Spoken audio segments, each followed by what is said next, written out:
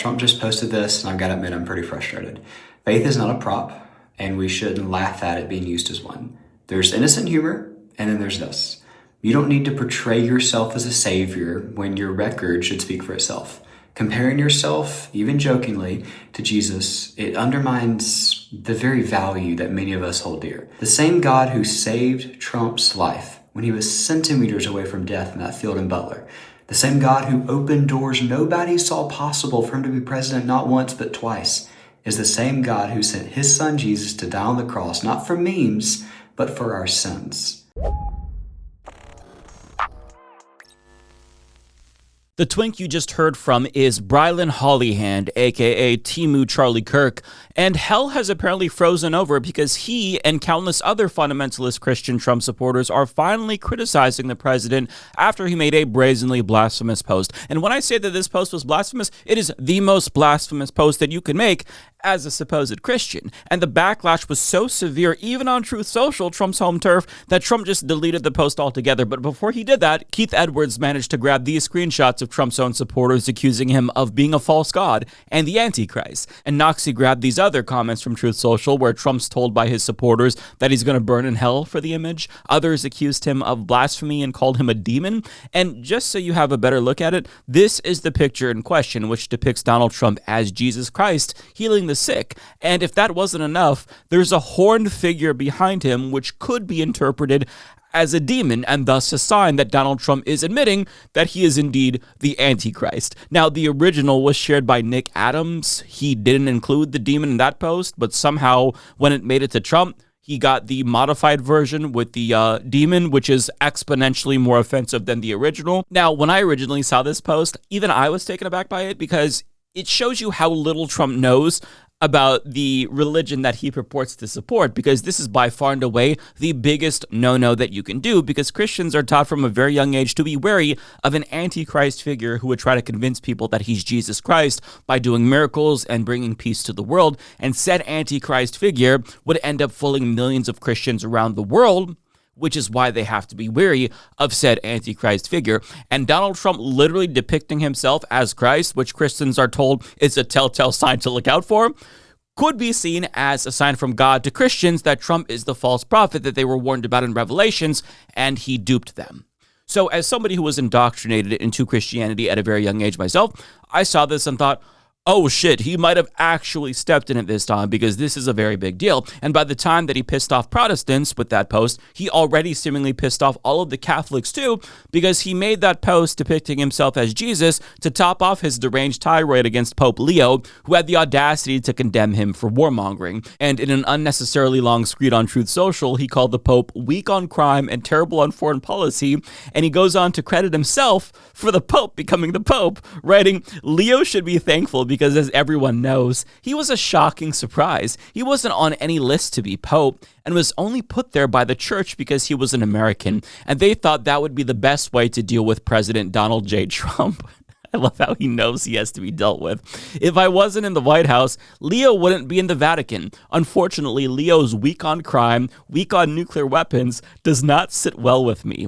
Nor does the fact that he meets with Obama sympathizers like David Axelrod, a loser from the left who is one of those who wanted churchgoers and clerics to be arrested. Leo should get his act together as Pope, use common sense, stop catering to the radical left." He's fucking like...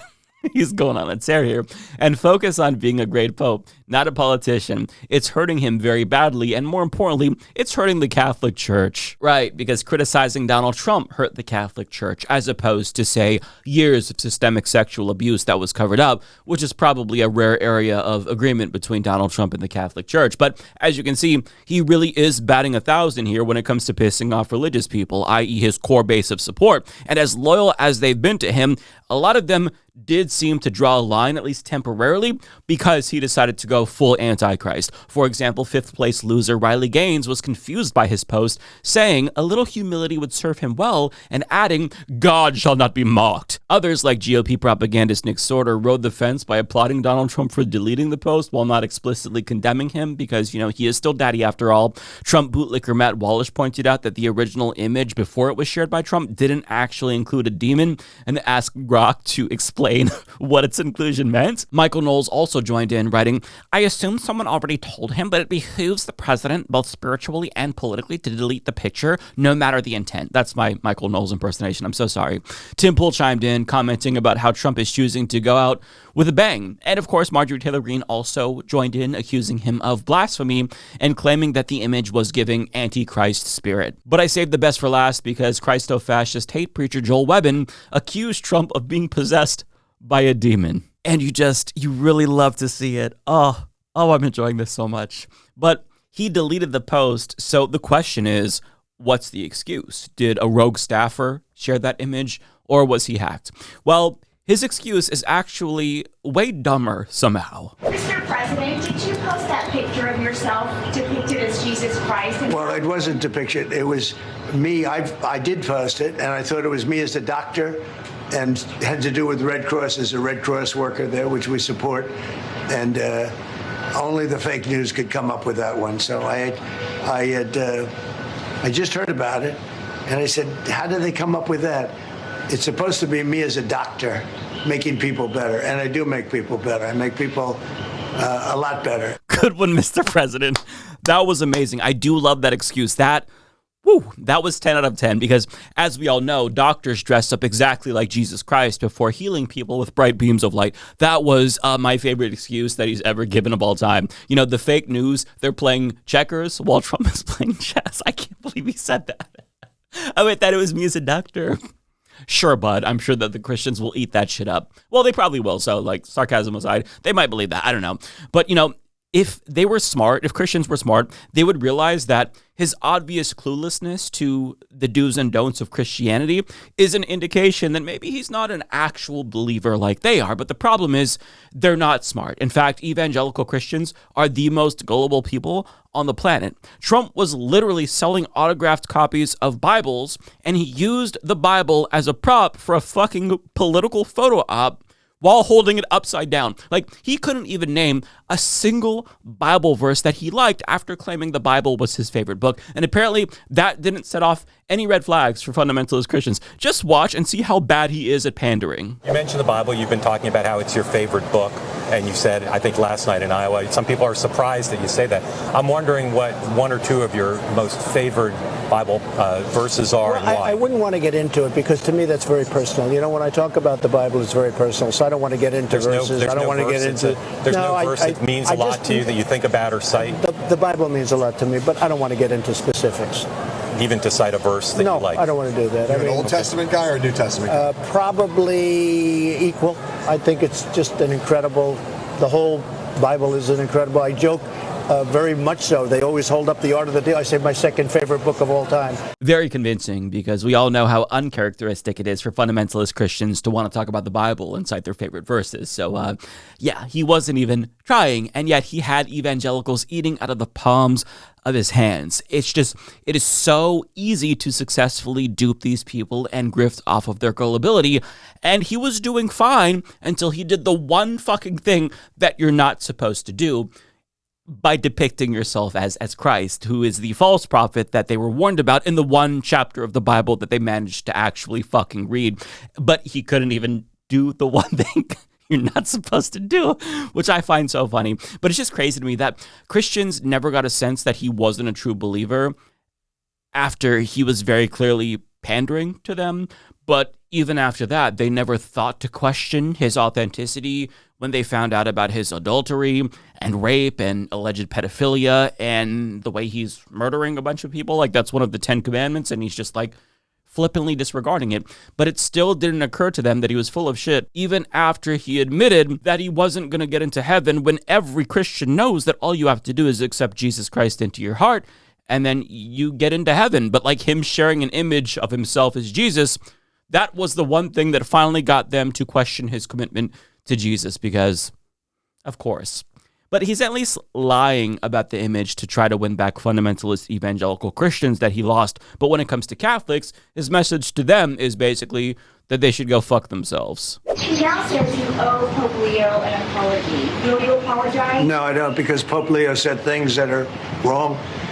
He was very much against what I'm doing with regard to Iran, and you cannot have a nuclear Iran. Pope Leo would not be happy with the end result. You have hundreds of millions of people dead, and it's not going to happen. So I can't. I think he's very weak on crime and other things. So I'm not. I mean, he went public. I'm just responding to Pope Leo. And, his brother is a big MAGA person, and he's a great guy, Louis. And I said I like Louis better than I like the Pope. Sorry, Catholics, you're no longer part of the team because the Pope is woke. So I'm sure that the Catholic vice president is going to have fun twisting himself into a pretzel to defend that. But you might have noticed the elderly woman standing to his right who was there while he was taking questions about this from the press.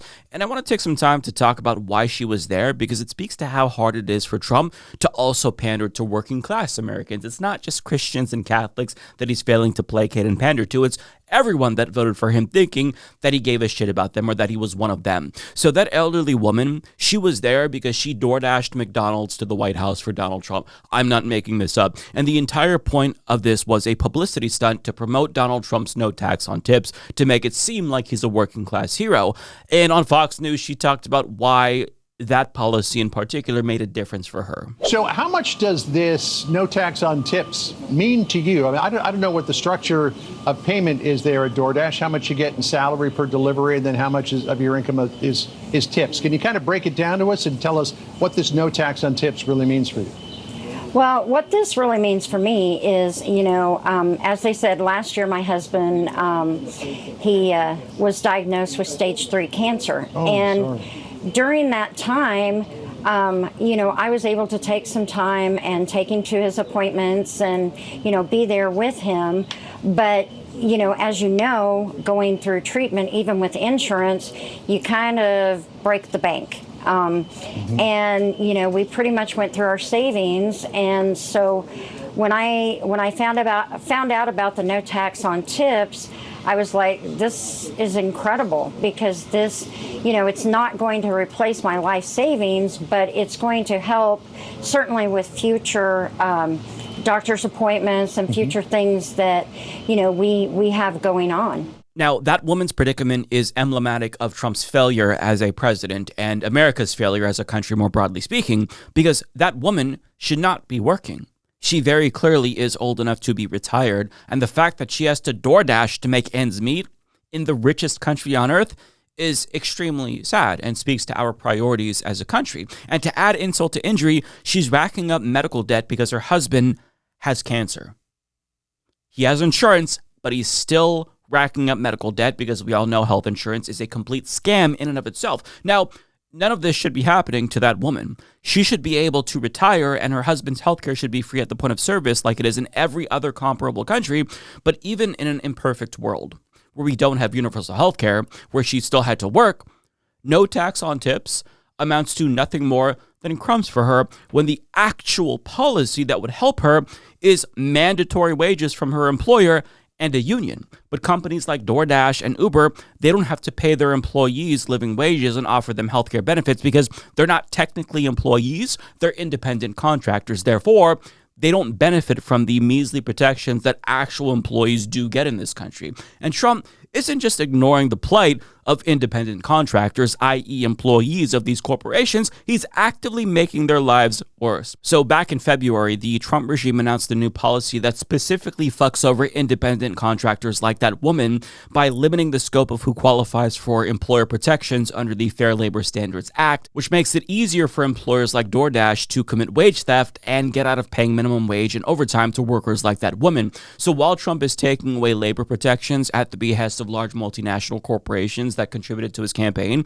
he's pretending to be an ally to workers, all because of no tax on tips. In other words, he's as phony on labor as he is on Christianity, but that woman is supposed to be thankful for the crumbs that she's offered because Trump is slaying the big bad trans boogeyman for her. And he actually brought up trans people at that press conference, and expectedly, it wasn't a huge concern for her because why the fuck would it be? They want to have men playing in women's sport. Do you think that men should play in women's sports?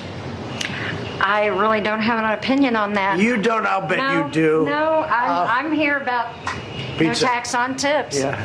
Okay. Yeah. It's almost like banning the 5 trans athletes in existence from their sports teams. That's an actual number.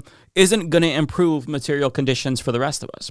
Maybe more Americans might feel better if those 5 trans athletes can't compete in the same way that they would feel better if all of the immigrants were deported. But at the end of the day, they're still going to be broke and miserable, even if trans people and immigrants weren't in the country or they were hidden away from society so nobody could see them.